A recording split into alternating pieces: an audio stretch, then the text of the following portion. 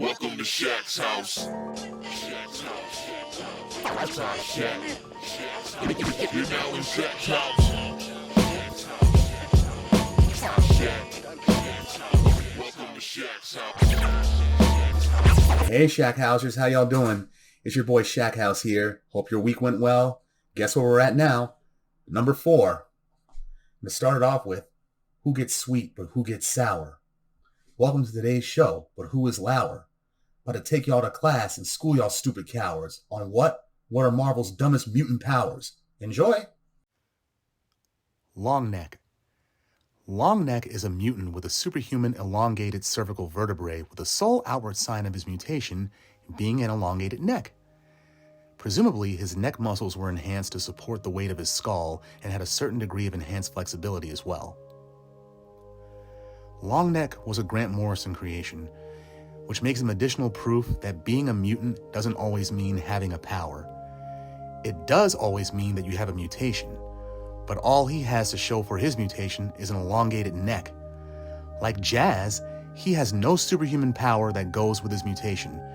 He also looks like Shaggy from Scooby-Doo, but that doesn't help at all. He lost his mutation on Decimation, M-Day, but what could he even do with that neck? What, peer over a fence or a wall to see his neighbors skinny dipping? Bat people down like a giraffe? Deep throat Dr. Henry Pym? Next!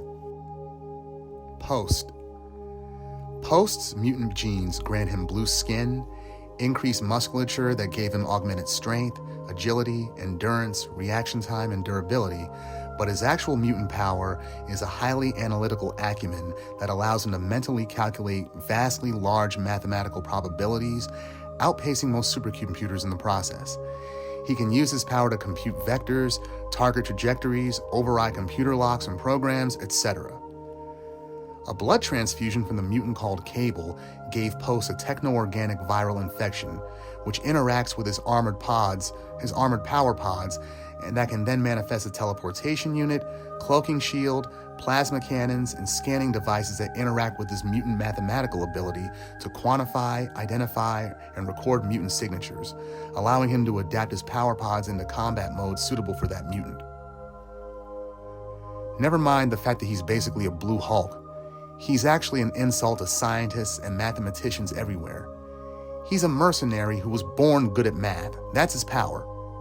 He didn't even have to go to school neither, never had any schooling. I mean, don't get me wrong, his power is useful.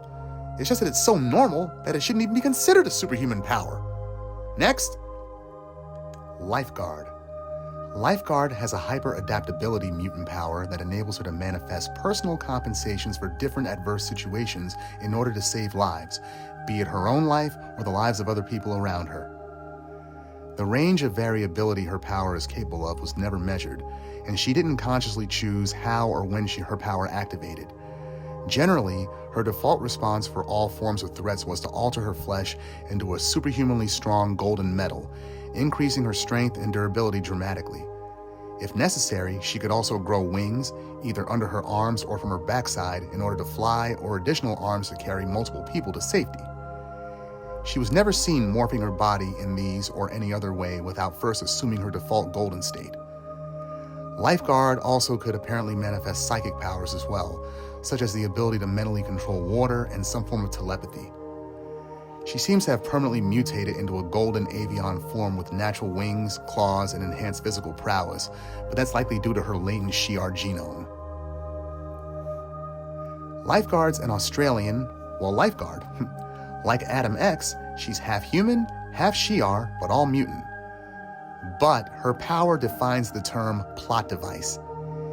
Yeah, she first appeared in Extreme X-Men in 2001 when Chris Claremont was writing. Now, even though Salvador LaRocca was the artist for her and Liquid was the colorist, she's still a lazy Chris Claremont post-millennial addition to the X-Men who's pretty much a Deus Ex Machina kind of character. She's like Darwin, except his power made a lot more sense from an evolutionary standpoint. What can she do? What can Lifeguard do with her power that doesn't make her predictably unpredictable? I mean, her power is to manifest the right power to save lives. She's a superhero with the power to save lives. Something about that just sounds way too oxymoronic for me. Next, Filthy Frankie. Filthy Frankie's mutant power constantly generated volatilized chemical compounds in high concentrations that humans and animals can perceive by their sense of smell. As a result, he produces an intense body odor at all times from his pores, which changes depending on his emotional state. In a content mood, his body will emanate pleasant fragrances, scents, and aromas. When angered, his body would generate a putrid odor. Yet Filthy Frankie was a Jewish New York City crime boss based in District X, who was also a mutant and, I'm only guessing, a big music fan. His favorite songs? Play That Funky Drummer, Smells Like Teen Spirit, Play That Funky Music, White Boy. Yet he never weaponized his power. He was just that one gangster who always had turned up body odor. He was often angry, so he stunk like literal crap. But when he was happy, he smelled like Chanel No. 5. Thankfully, decimation, M-Day happened, so he no longer's got the funk. Next, Maggot. Maggot's mutant ability was actually his mutated digestive system, which exists as two semi-sentient slug-like creatures. The slugs, they're the size of small dogs and appear techno-organic. Maggot's name of slugs, Eenie and Meanie. The slugs, they use powerful enzymes to chew and digest any solid matter in their path, rapidly and completely. This process transmits food energy back to Maggott, which increases his strength, muscles, and stature while also turning his skin blue. Maggott can also tap into his slugs in order to bulk up later on eventually too, without having to wait for them to fill up with digested matter. Maggott is symbiotically linked to both slugs.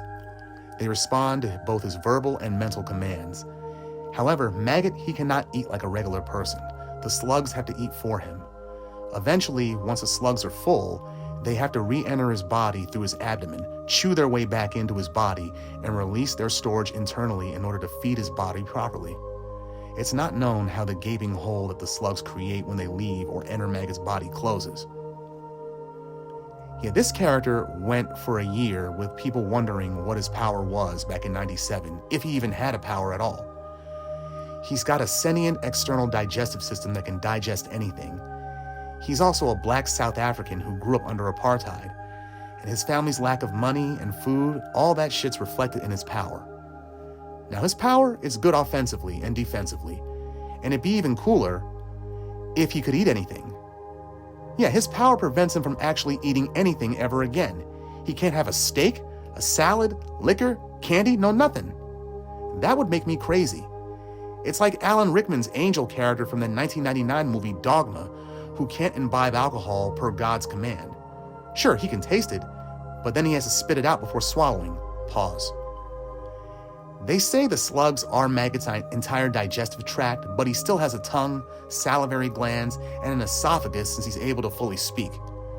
On the other hand, having an external digestive tract means he never has to piss or poop since the slugs digest everything, although he does have an intact endocrine system. Other than that, put some respect on Maggot's name though. Cool character, dumb power. That's what I got for you today this week, folks. All right, next week I'm going to be on my Marvel TV shows again. I'm going to be doing She-Hulk, but I'm going to still be doing this Dumb Power series. Just watch, stay tuned in. Same X time, same X channel. Peace. Mansion, apartment. Shack, house. Yes! Yeah.